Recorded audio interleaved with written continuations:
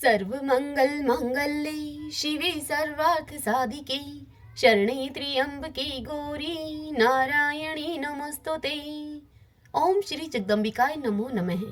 ओम ऐं ह्रीं क्लीं चामुंडाय विच्चे। अब आज सुनेंगे श्रीमद् देवी भागवत पुराण से आगे की कथा। ऋषिगण सूत जी से बोले कि हे सूत जी महाराज, वे राजा पुरुरवा कौन थे तथा वह देवकन्या उर्वशी कौन थी? उस मनस्वी राजा ने किस प्रकार संकट को प्राप्त किया? हे लो महर्षि तन्ने, आप इस समय पूरा कथान विस्तार पूर्वक हमसे कहिए। हम सभी लोग आपके मुखारविंद से निःशर्त रसमयी वाणी को सुनने के इच्छुक हैं। हे सुत जी, आपकी वाणी अमृत से भी बढ़कर मधुर एवं रसमयी है। जिस प्रकार देवगण अमृत पान करने से कभी तृप्त नहीं होते, ठीक उसी प्रकार आपकी कथा श्रवण से हम लोग तृप्त नहीं होते हैं। यह सुनकर सूत जी बोले कि हे मुनियों, अब आप लोग उस दिव्य तथा मनोहर कथा को सुनिए जिसे मैंने परम श्रेष्ठ व्यास जी के मुख से सुना है। मैं उसे अपनी बुद्धि के अनुसार वैसा ही तुमसे कहूंगा। सुरगुरु बृहस्पति की पत्नी का नाम तारा था। सुरगुरु देवताओं के गुरु बृहस्पति को कहा जाता है। वह रूप यौवन से संपन्न तथा सुंदर अंगों वाली थी। एक बार वह सुंदरी अपने यजमान चंद्रमा के घर गई। उस रूप तथा यौवन से संपन्न चंद्रमुखी कामिनी को देखते ही चंद्रमा उस पर आसक्त हो गई। तारा भी चंद्रमा को देखकर उन पर आसक्त हो गई। इस प्रकार वे दोनों, तारा और चंद्रमा, एक दूसरे को देखकर प्रेम विभोर हो गए। वे दोनों प्रेम उन्मत्त एक दूसरे को चाहने की इच्छा से युक्त होकर विहार करने लगे। इस प्रकार उनके कुछ दिन व्यतीत हो गए। तब बृहस्पति जी ने तारा को घर लाने के लिए अपना एक शिष्य उनके पास भेजा, परंतु तारा न आ सकी। जब चंद्रमा ने बृहस्पति के शिष्य को कई बार लौटाया तो वे बृहस्पति क्रोधित होकर चंद्रमा के पास स्वयं आ गए।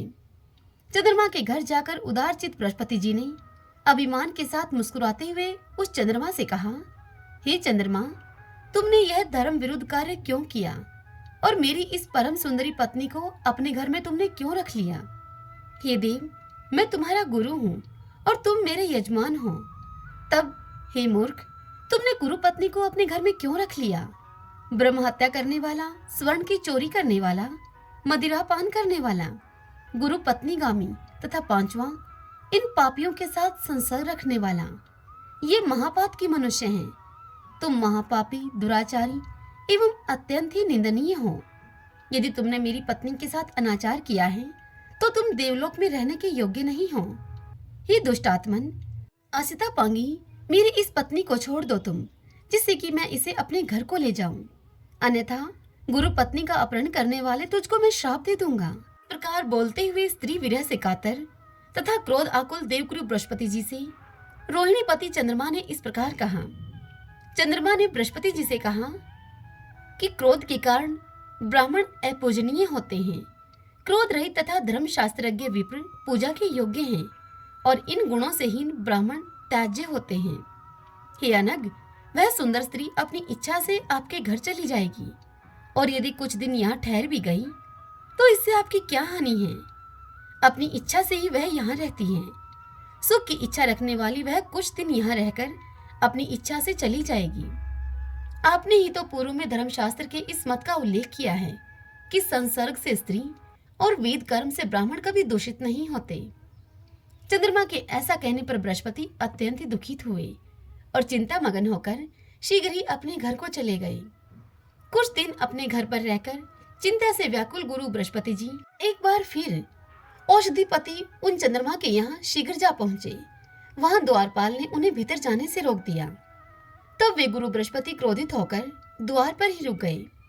कुछ देर के बाद प्रतीक्षा करने पर जब चंद्रमा वहां नहीं आए तब बृहस्पति जी अत्यंत ही क्रोध हुआ उठे और वे विचार करने लगे कि मेरा शिष्य होते हुए भी इसने माता के समान आदरणीय गुरु पत्नी को बलपूर्वक हार लिया है, इसलिए अब मुझे इस अधर्मी को दंडित करना चाहिए।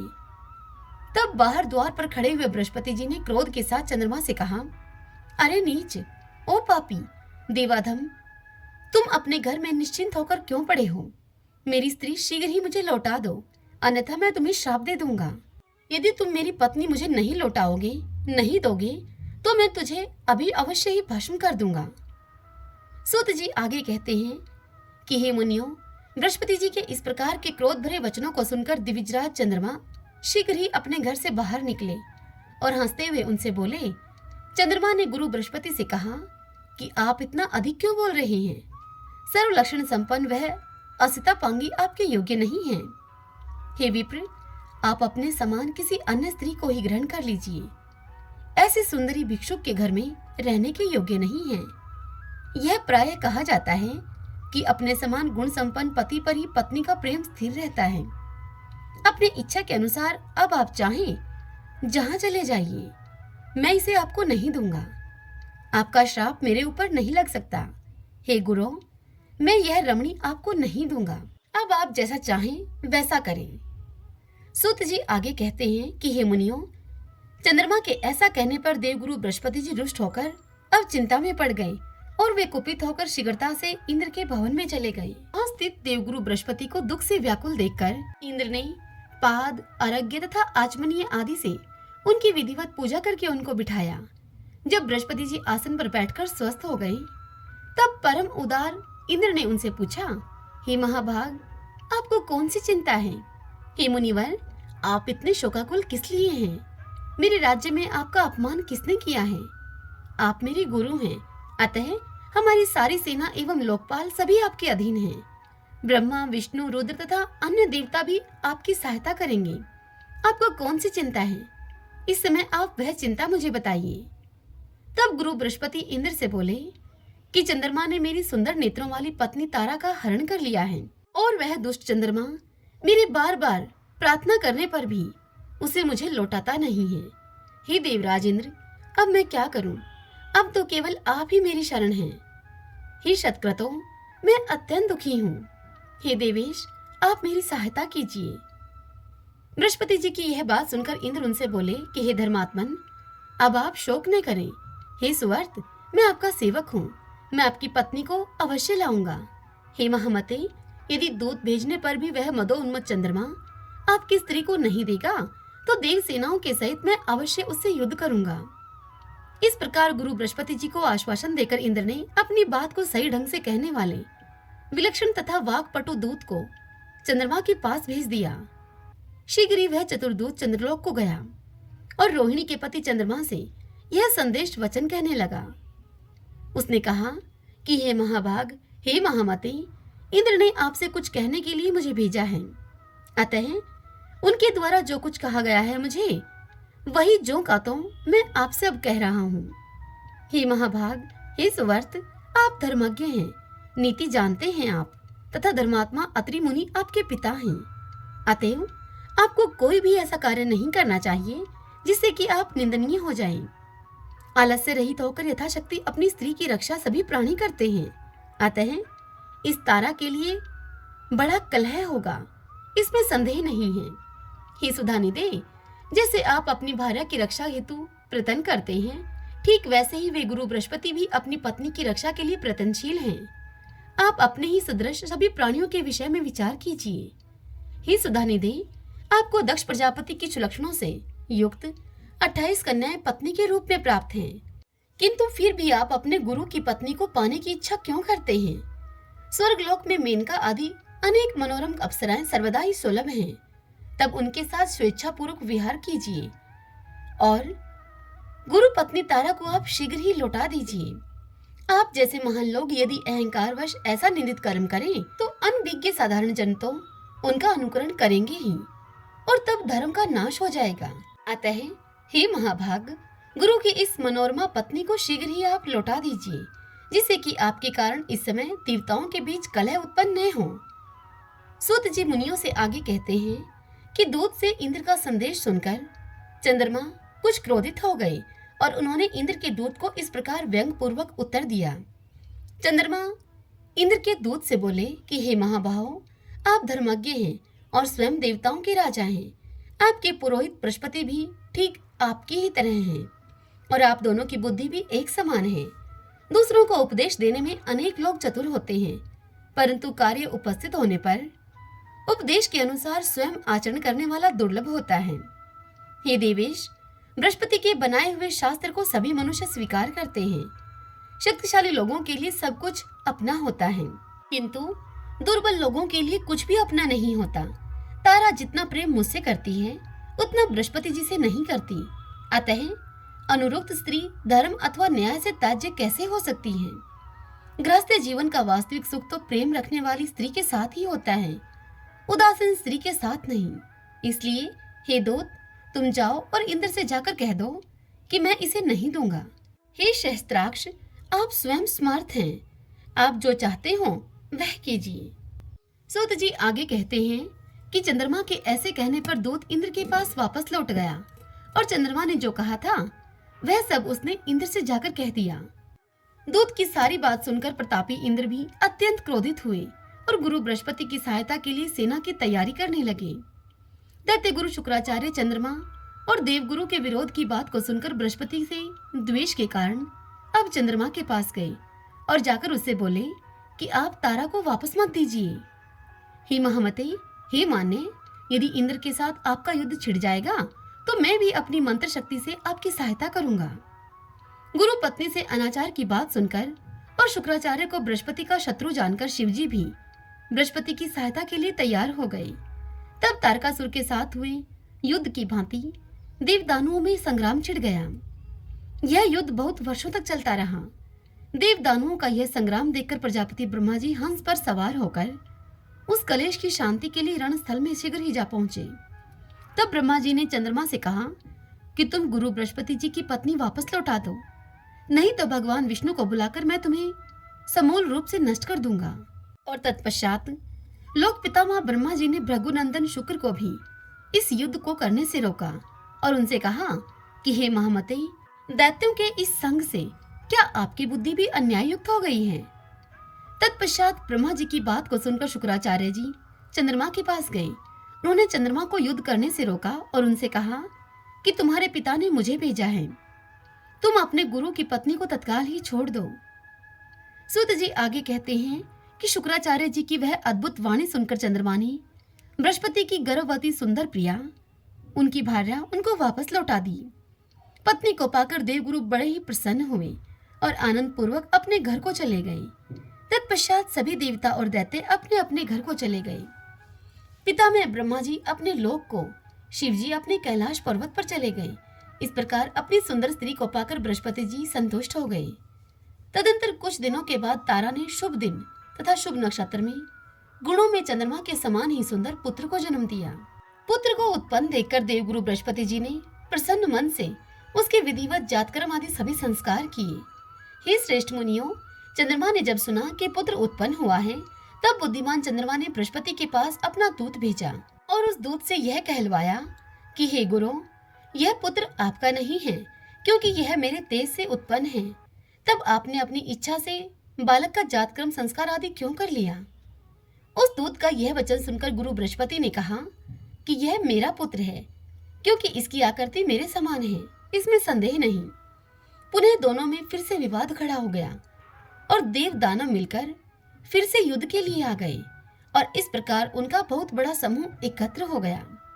उस समय शांति की अभिलाषी स्वयं प्रजापति ब्रह्मा जी पुनः वहां पर आ पहुंचे और रणभूमि में डटे हुए युद्ध के लिए उत्सुक देवदानुओं को उन्होंने युद्ध करने से रोका। धर्मात्मा ब्रह्मा जी ने तारा से पूछा कि हे कल्याणी, यह पुत्र किसका है? हे सुंदरी, तुम सही सही बता दो, जिससे कि यह कलह शांत हो जाए। तब असिता पांगी सुंदरी तारा ने लजाते हुए नीचे सिर करके मंद स्वर में कहा कि यह पुत्र चंद्रमा का है। ऐसा कहकर वह घर के भीतर चली गई। तब प्रसन्नचित होकर चंद्रमा ने उस पुत्र को ले लिया। उन्होंने उसका नाम बुध रखा। पुनः वे अपने घर चले गए। तत्पश्चात ब्रह्मा जी अपने लोक को तथा इंद्र के सहित सभी देवता भी चले गए। इसी प्रकार प्रेक्षक भी जो कि जहां से आए थे वे सभी अपने अपने स्थान को चले गए। हे मुनिजन, इस प्रकार गुरु के क्षेत्र में चंद्रमा से बुध की उत्पत्ति का यह वृतांत जैसा मैंने पूर्व में सत्यवती पुत्र व्यास जी से सुना था, ठीक वैसा ही आप लोगों से मैंने कह दिया है। हे श्रेष्ठ मुनियों, तदंतर इला के गर्भ से पुरुरवा ने जन्म लिया। यह प्रसंग मैं आप लोगों से कहता हूँ। वे बुद्ध के पुत्र पुरुरवा बड़े ही धर्मात्मा, यज्ञ करने वाले एवं दानशील थे। सुदमन नामक एक राजा थे। वे राजा बड़े ही सत्यवादी और जितेंद्रिय थे। एक बार वे सधनव घोड़े पर आरूढ़ होकर आखेट के लिए वन में गए। उनके साथ कुछ मंत्री भी थे। वे राजा कानों में कमनीय कुंडल पहने हुए थे। आजगव नामक धनुष धारण करके तथा बाणों से भरा हुआ अद्भुत तरकश धारण करके उस वन में भ्रमण करते हुए रूरू मृग, हिरण, खरगोश, सुअर, गैंडों, गव्य, सांभर, भैंसों, वन मुर्गों को मारते हुए तथा यज्ञो उपयोगी अनेक वन पशुओं का वध करते हुए राजा सुधोमन कुमार नाम के एक वन में प्रविष्ट हुए। वह वन दिव्य सुमेरु पर्वत के निचले भाग में था, जो कि सुंदर मंदार वृक्षों से सुशोभित था। वहां अशोक वृक्ष की लताएं फैली हुई थीं तथा मौलसीरी की सुगंध उसे सुरभित कर रही थी। वह वन साल, ताड़, तमाल, चंपा, कटहल, आम, कदम्ब और महुए के पेड़ों से सुशोभित था तथा जहां तहां माधवी लता मंडप के समान छाई हुई थी। उस वन में दाड़िम, नारियल तथा केले के वृक्ष भी सुशोभित थे और वह वन जूही, मालती तथा कंद की पुष्पित लताओं से चारों ओर से घिरा हुआ था। वहां पर हंस और बतख विचरण कर रहे थे। बांस एक दूसरे से रगड़ खाने के कारण हवा में मधुर ध्वनि कर रहे थे और कहीं भ्रमरों की मधुर गुंजार वन प्रांत को गुंजित कर रही थी। इस प्रकार वह वन सभी प्रकार से सुखदायक था। कोयलों की ध्वनि से मंडित तथा पुष्पों से युक्त वृक्षों को देखकर अनुचरों के साथ राजा सुधोमन अत्यंत ही प्रसन्न हुए। राज ऋषि सुधोमन ने वहां पर प्रवेश किया और उसी क्षण वे स्त्री के रूप में परिणित हो गए। उनका घोड़ा भी घोड़ी के रूप में हो गया। इससे वे राजा चिंता में पड़ गए और वे अपने मन में सोचने लगे कि यह क्या हो गया। चिंता से व्याकुल वे राजा सुधोमन बार बार सोचते हुए बहुत दुखी तथा लज्जित हुए। वे सोचने लगे कि अब मैं क्या करूं और स्त्रीत्व भाव से युक्त मैं घर कैसे जाऊंगा। अब मैं कैसे राज्य का संचालन करूंगा। मैं इस प्रकार किससे ठगा गया। सूत जी से इतनी कथा सुनकर ऋषिगण कहने लगे कि हे लोमहर्षण सूत जी, आपने यह बड़ी ही आश्चर्यजनक बात कही है। देवता के समान तेजस्वी राजा सुधोमन स्त्रीत्व को कैसे प्राप्त हो गए, इसका क्या कारण है? वह कारण हमसे बताइए। उस रमणीय वन में राजा ने कौन सा कार्य किया था? हे सुवर्त, आप विस्तार पूर्वक वह कथा हमें बताइए। तब सूत जी कहने लगे कि एक समय की बात है, सनकादिक ऋषिगण अपने तेज से दशों दिशाओं को प्रकाशित करते हुए शंकर जी के दर्शन के लिए वहां गए हुए थे। उस समय महादेव शिव देवी पार्वती के साथ विहार कर रहे थे।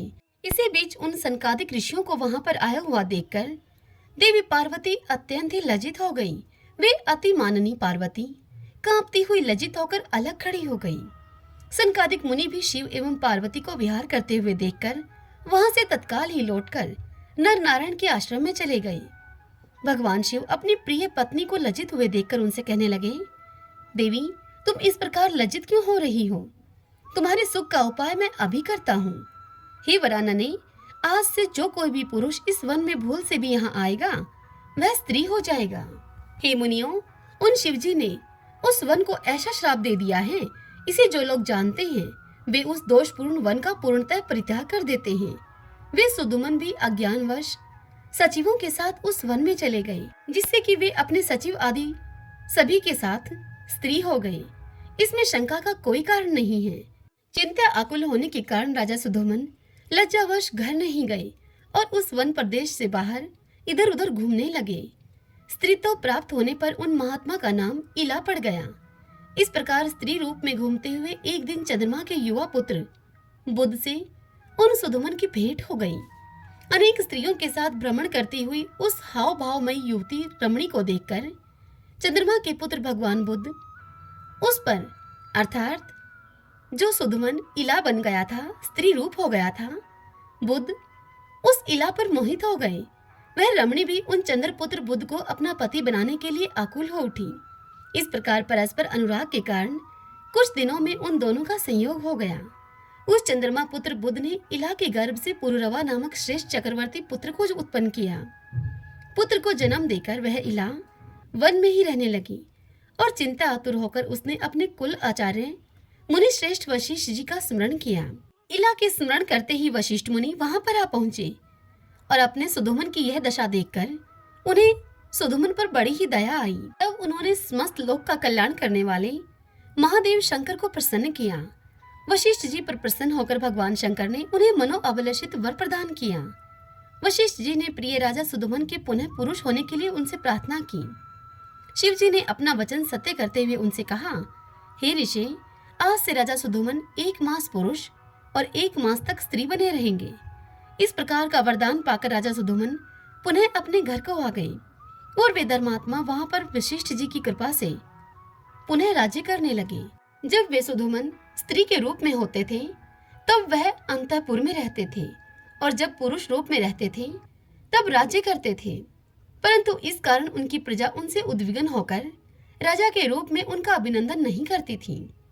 कुछ समय के बाद जब राजकुमार पुरुरवा युवक हो गया तब महाराज सुधोमन उसे प्रतिष्ठानपुर का राज्य सौंपकर स्वयं वन को चले गए। अनेक प्रकार के वृक्षों से सुंदर लगने वाले उस वन में रहते हुए राजा सुधोमन ने देव ऋषि नारद जी से सर्वोत्तम नवाक्षर अर्थात नरवाण मंत्र की दीक्षा ली और अत्यंत ही श्रद्धा भक्ति के साथ मन लगाकर वे उस नरवाण मंत्र का जप करने लगे। तदंतर भक्तों का उद्धार करने वाली जगजननी भगवती शिवा ने सगुण रूप धारण करके सुधोमन को प्रत्यक्ष दर्शन दिया। उस समय मनोरम तथा दिव्य स्वरूप वाली भगवती सिंह पर सवार होकर सुधोमन के समक्ष खड़ी हो गई। उनके नेत्र मद से परिपूर्ण थे। ऐसी दिव्य रूप धारणी श्री दुर्गा देवी को अपने सामने देखकर स्नेह भरे नेत्रों वाले इला रूपी राजा सुधोमन प्रेम पूर्वक सिर नवाकर उनकी स्तुति करने लगे। स्तुति करते हुए इला ने कहा, हे भगवती, आपका जगत प्रसिद्ध वह दिव्य रूप जो संसार के लिए कल्याणकारी है, आपका वह रूप मैंने देखा। हे जननी, सुर समूह से सेवित आपकी भुक्ति और मुक्ति प्रदायक चरण कमल की मैं वंदना कर रही हूँ। हे अम्ब, इस संसार में कौन मनुष्य आपको संपूर्ण रूप से जान सकता है, जबकि मुनि एवं देवगण भी उसे देखकर विमोहित रहते हैं। हे देवी, आपके संपूर्ण ऐश्वर्य तथा मुझ जैसी अकिंचन पर दया, यह सब देखकर मुझे बड़ा ही आश्चर्य हो रहा है। हे माता, जब शिव, विष्णु, ब्रह्मा, इंद्र, सूर्य, कुबेर, अग्नि, वरुण, वायु, चंद्रमा और अष्टवसु भी आपके प्रभाव को नहीं जानते हैं, तब यह गुण रहित मनुष्य आपके गुणों को कैसे जान सकते हैं भला। हे अम्ब, यद्यपि परम तेजस्वी भगवान विष्णु आपको समुद्र से उत्पन्न सभी प्रकार के मनोरथों को सिद्ध करने वाली साक्षात सात्विकी शक्ति स्वरूपा लक्ष्मी के रूप में समझते हैं, ब्रह्मा भी आपको राजसी शक्ति स्वरूपा सरस्वती तथा शिव जी आपको तामसी शक्ति स्वरूपा महाकाली के रूप में जानते हैं, फिर भी हे अंबिके, वे भी आपकी निर्गुणात्मिका दिव्य शक्ति को भलीभांति नहीं जानते हैं। हे भवानी, कहाँ तो अत्यंत मंद बुद्धि मैं और कहाँ मुझ पर अमित महिमाशाली तथा अमोघ प्रभाव वाला आपका यह अनुग्रह है। मैं आपके कारुणिक चरित्र को जानती हूँ, जो कि आप भक्ति भाव युक्त सेवकों पर सर्वदा दया करती हैं।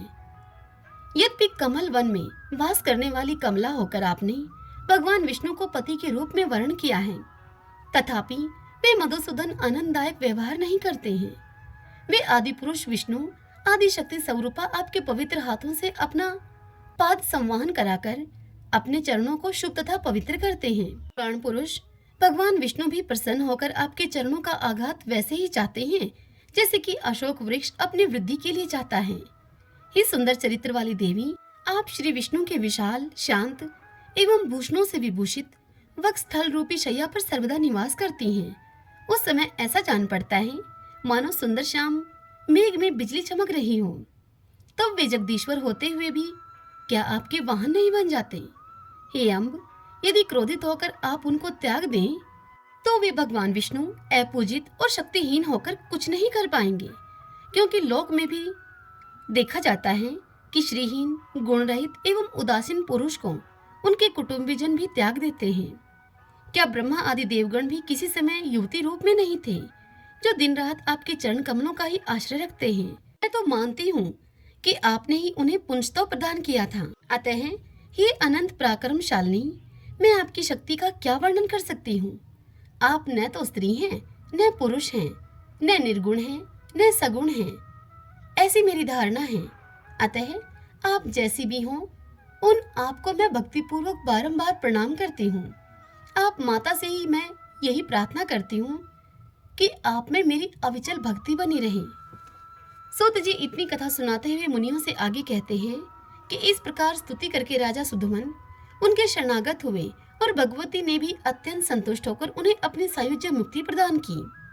तब उन देवी की कृपा से सुदुमन ने मुनियों के लिए भी अति दुर्लभ शाश्वत परम पद को प्राप्त किया।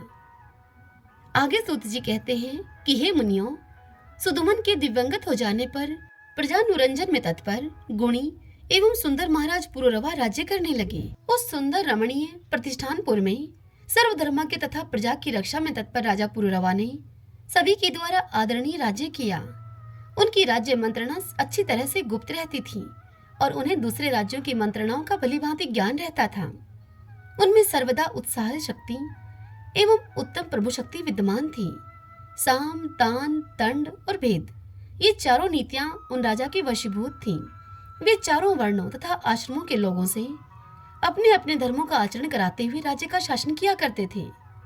वे राजा पुरुरवा विपुल दक्षिणा वाले विविध यज्ञ करते थे और पवित्र दान दिया करते थे। राजा पुरुरवा के रूप, गुण, उदारता, शील, ऐश्वर्य एवं वीरता की प्रशंसा सुनकर उर्वशी उनके वशीभूत हो गई। उन दिनों वह भी ब्रह्मा के श्राप से पृथ्वी पर मनुष्य योनि में आई थी। अतः उस माननी ने उन राजा को गुणी जानकर उन्हें पति के रूप में स्वीकार कर लिया। वह वरांगना इस प्रकार की शर्त रखकर वहीं पर रहने लगी। उस उर्वशी ने कहा राजा पुरुरवा से कि हे राजन, यह दोनों भेड़ के बच्चे मैं आपके पास धरोहर के रूप में रखती हूँ। हे मानद, आप इन बच्चों की रक्षा करें। हे नृप, दूसरी शर्त मेरी यह है कि मैं केवल घी ही खाऊंगी और कुछ नहीं।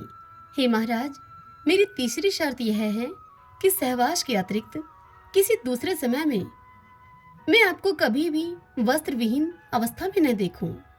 हे राजन, यदि आप इन कही गई शर्तों को भंग करेंगे तो मैं उसी समय आपको छोड़कर चली जाऊंगी। यह मैं सत्य सत्य कह रही हूँ। इस प्रकार से उस कामिनी उर्वशी ने राजा पुरुरवा से जो कुछ कहा था, उस राजा ने वह सब स्वीकार कर लिया और उर्वशी श्राप से उद्धार पाने की इच्छा से राजा पुरुरवा को प्रतिज्ञाबद्ध करके उनके साथ वहीं रहने लगी। उर्वशी के द्वारा मुग्ध किए गए राजा सब धर्म कर्म को त्याग कर अनेक वर्षों तक भोग विलास में ही पड़े रहे। उर्वशी पर आसक्त मन वाले वे राजा सदा ही उसी का चिंतन करते रहते थे और उस पर अत्यधिक मोहित होने के कारण एक क्षण भी उस उर्वशी के बिना नहीं रह सकते थे।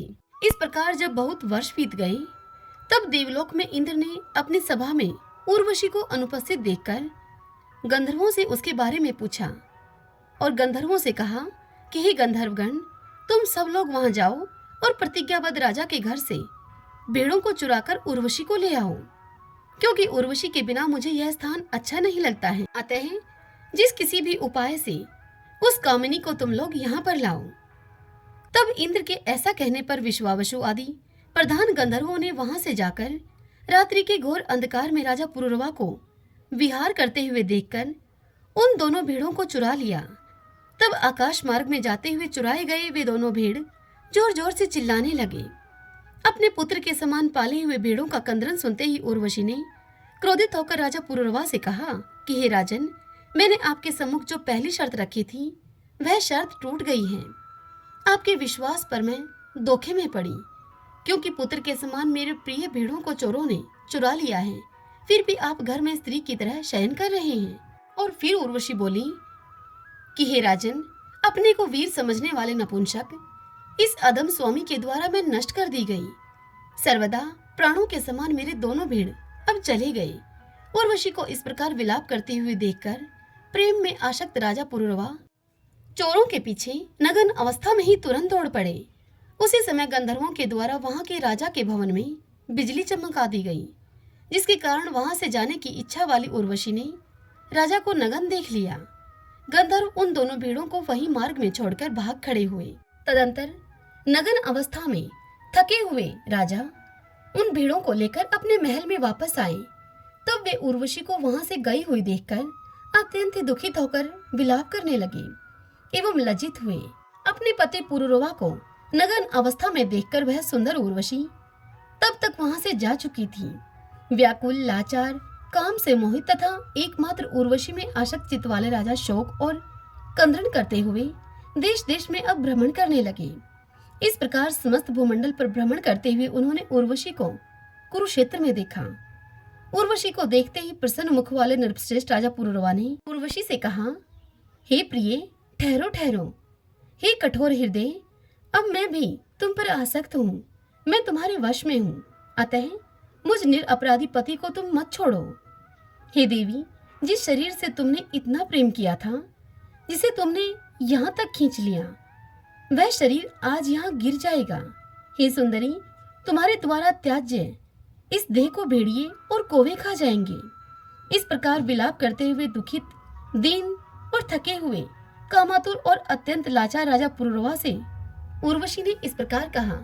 उर्वशी राजा पुरुरवा से कहने लगी, हे राजेंद्र, आप मूर्ख हैं, आपका ज्ञान कहाँ चला गया? हे पृथ्वीपते, भेड़ियों के समान स्त्रियों की किसी से मित्रता नहीं होती, अतः राजाओं को चाहिए कि वे स्त्रियों और चोरों पर कभी भी विश्वास न करें।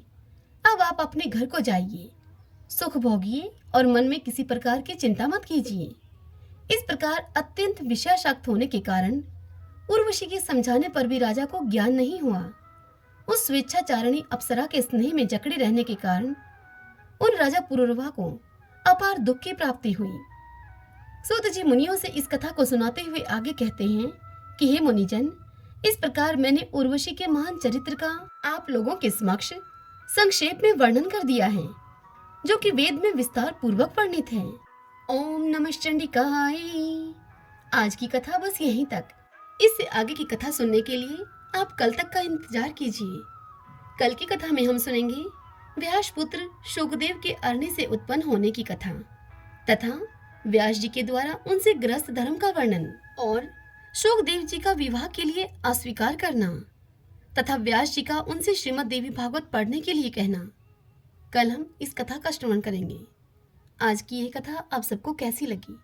कमेंट बॉक्स में जय माता दी लिखकर और इस वीडियो को लाइक करके आप मुझे यह अवश्य बताइएगा।